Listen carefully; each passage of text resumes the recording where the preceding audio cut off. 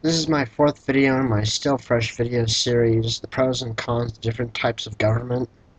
The videos that you need to watch before you continue this video can be found in the description section of this video. So if you haven't checked them out, please do so at this time.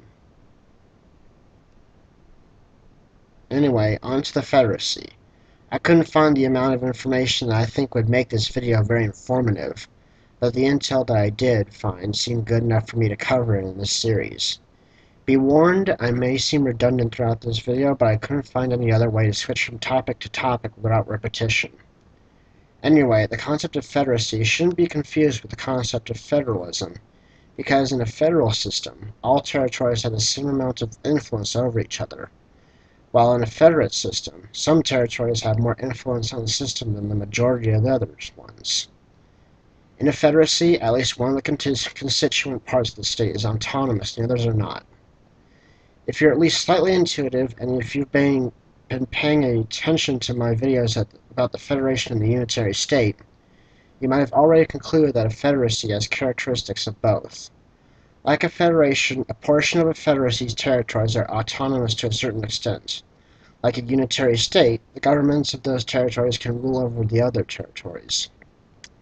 However, unlike a federation, only some territories are autonomous, and unlike a unitary state, those governments can be challenged by the people to a certain extent. Now, what exactly is autonomy? According to the most relevant definitions on dictionary.com, autonomy is defined as the ability to govern oneself and dictate one's own actions. However, some restrictions can and have been placed on autonomous entities. For example, a person can be manipulated by a cunning and charismatic linguist into committing a crime. The court can send a person to prison. With threat of force, prisoners are often used as slaves. On a lighter note, an open-minded child can be grounded. Anyway, enough of that. The point is that the autonomy of the individual can easily be torn down by the perceived power of authority figures. Therefore, since the Federacy makes one region more important than the others, and denies the will of the people, I give the Federacy a 3.